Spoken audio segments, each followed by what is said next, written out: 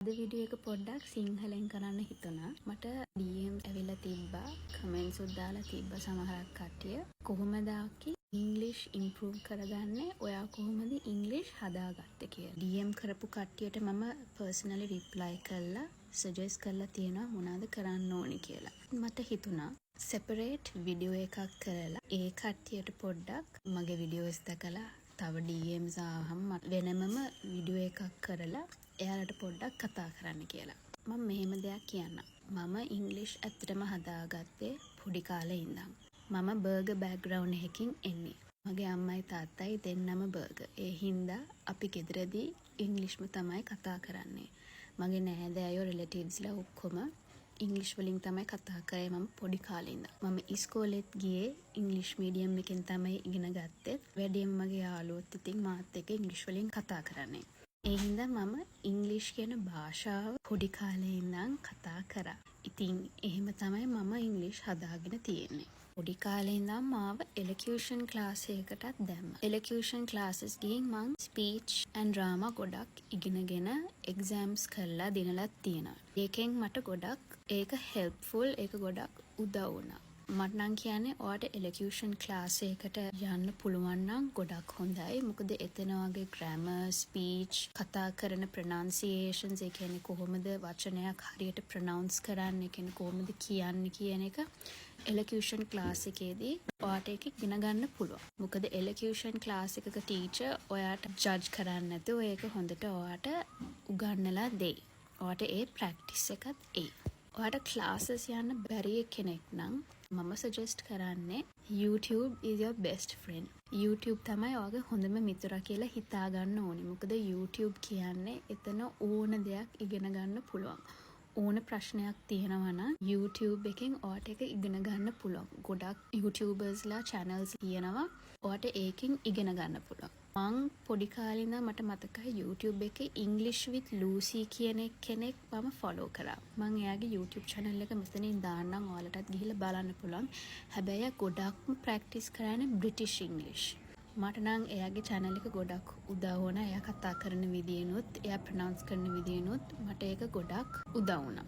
හැබැයි එයා වගේම තව කට්ටිය ඉන්නවා. ඒකයි මම ඔයාලට රිසර්ච් කරලා හොඳට හොයලා බලලා හොඳ එක්කෙනෙක්ව හොයලා ඔයාට කනෙක්ට් වෙන විදියට, ඔයාට කැමති වෙන විදියට, ඔයාට අන්ඩර්ස්ටෑන්ඩ් වෙන විදියට එක්කෙනෙක්ව හොයාගන්න කියලා. අනිත් එක තමයි English movies, TV series බලන්න subtitles එක්ක. ඔයා subtitles නැතුව movie එකක් බලනවා නම් ඔයාට අර එයාලා කතා කරන විදිය, ඒ කියන්නේ මොකද්ද වචන කියලා ඒ subtitles එක්ක ඔයාලට බලා ගන්න පුළුවන්.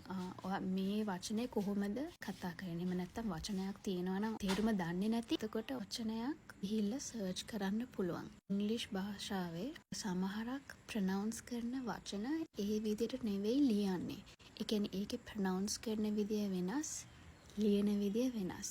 ඒකයි මම කියන්නේ ප්‍රොනන්සියේෂන් එකයි ඒක ලියන විදිහ බලන්න ඔයා සබ්ටයිටල්ස් එක්ක බලන්න ඕනේ.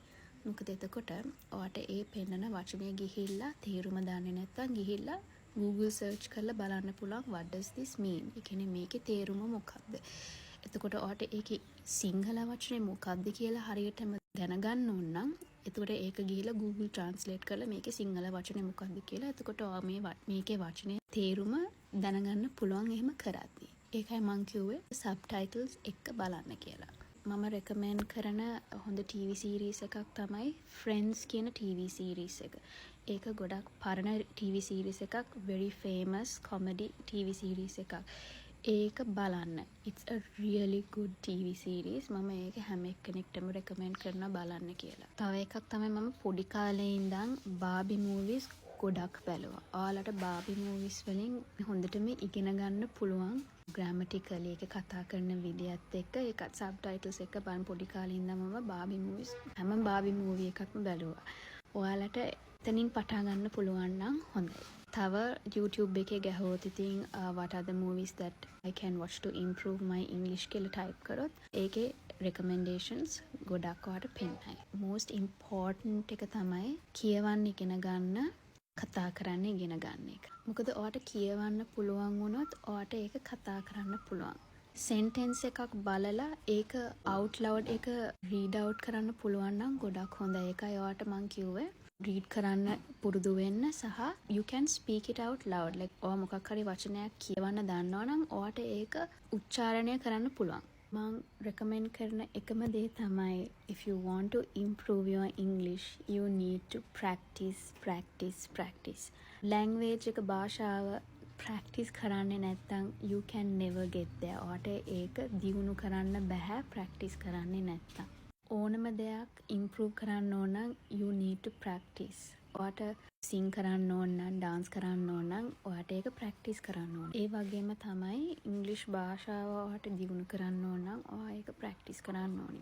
අනිත් එක තමයි ඒක practice කරන්න හොඳ එක්කෙනෙක් එක්ක කෙනෙක් ජජ් කරන්නේ නැති එක්කෙනෙක් එක්ක ඔයා ඒක practice කරන්න. යාළුවෙක් හොයාගන්න කොහොම හරි ඔයාට ඒ grammatical mistakes හදාගෙන ඒ යාළුවාට ඔයාව කියන්නේ හදාගන්න පුළුවන් විදිහට හරි ඔයා මේ කිව්ව වචනේ it's grammatically wrong. ඒක වැරදි. මෙහෙම තමයි ඒක කියන්න ඕනේ. ඒ වගේ යාළුවෙක් open වෙන්න පුළුවන් comfortable යාළුවෙක් හොයාගෙනම කරන්න. මොකද සමහරක් යාළුවෝ ඉන්නවා ඔයා එහෙම wrong English එහෙම කතා කරොත් they try to laugh. එයාලා hina වෙන්න බලනවා. ඒ හින්දා ඔයාට ඒ කියන්නේ comfortable open එක්කෙනෙක් එක්ක practice කරන්න කියලා තමයි කියන්නේ. class එකකට යන්න පුළුවන් නම් please go ahead and practice. මොකද class එකක යනවා නම් you are open to make mistakes. එතන කවුරුත් hina වෙන්නේ නැහැ because you are all there to learn. මගෙන් ඕන නම් you can ask from me. I will always help anyone out. දන්නේ නැත්තම් කවුරුත්ම නැත්තම් you can speak to me. මම වුණත් I am open to help you out. ඒ ටික තමයි මට තියෙන්නේ කියන්න ඉංග්‍රීසි භාෂාව ඔයාට ඉගෙන ගන්න ඕන නම් those are my tips. ඒවා තමයි හිතන විදියට improve කරගන්න පුළුවන් වෙච්ච දේවල්. මටත් ඒක ගොඩක් helpful වෙලා තියෙනවා. ඔව් practice. Anyone can learn a language. ඒ කියන්නේ ඒකෙන් ඔයා motivate වෙලා ඒක කරන්න පුළුවන් කියන මනසකින් ඉඳලා මම මේක කොහොම හරි improve කරගන්නවා කියන මනසින් ඔයා ඉන්න. මේ වීඩියෝ එකකින් එච්චරයි මට කියන්න තියෙන්නේ. දේවල් තියෙනවා නම් comment එකක් දාන්න. I'll respond.